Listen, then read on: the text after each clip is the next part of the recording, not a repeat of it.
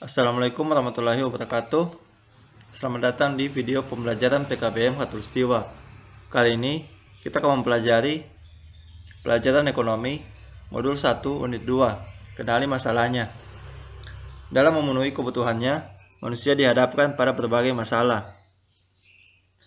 Hal ini dimungkinkan karena jumlah dan macam kebutuhan manusia tidak terbatas. Berdasarkan teorinya, masalah pokok ekonomi yang dihadapi manusia dibedakan menjadi dua, yaitu masalah ekonomi klasik dan ekonomi modern. Masalah ekonomi klasik dibagi menjadi tiga, yaitu masalah produksi. Agar dapat memenuhi kebutuhan manusia, maka barang dan jasa harus tersedia. Demi memenuhi hal ini, produsen harus mengetahui barang dan jasa apa saja yang dibutuhkan masyarakat.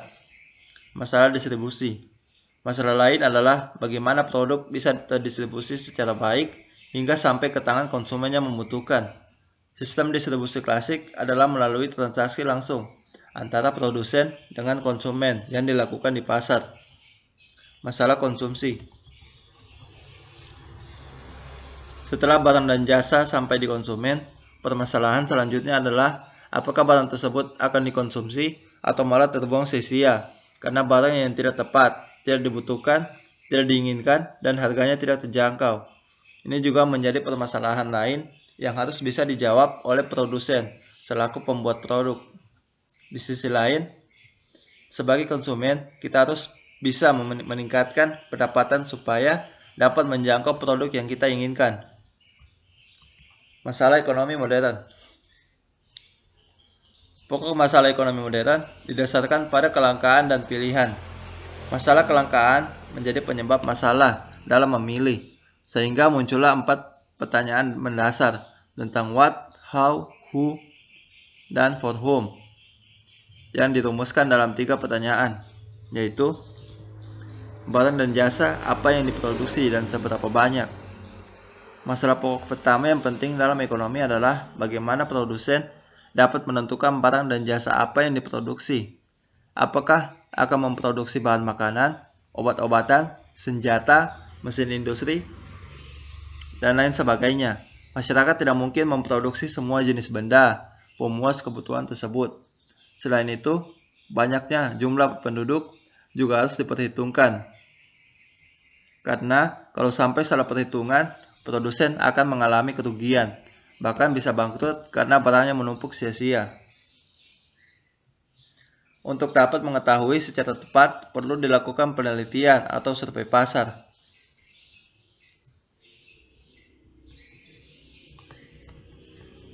Bagaimana cara memproduksi barang tersebut?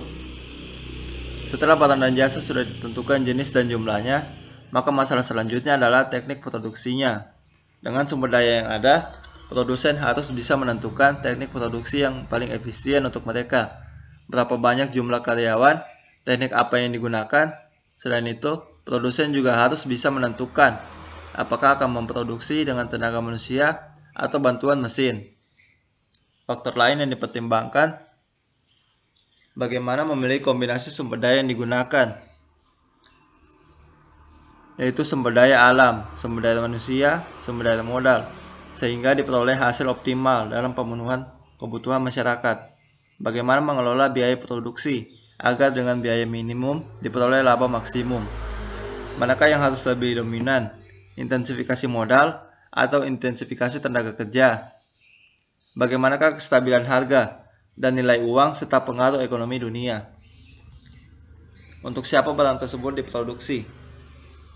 Masalah ini menyangkut soal siapa yang membutuhkan barang dan jasa, dan siapa saja yang ikut menikmati hasilnya.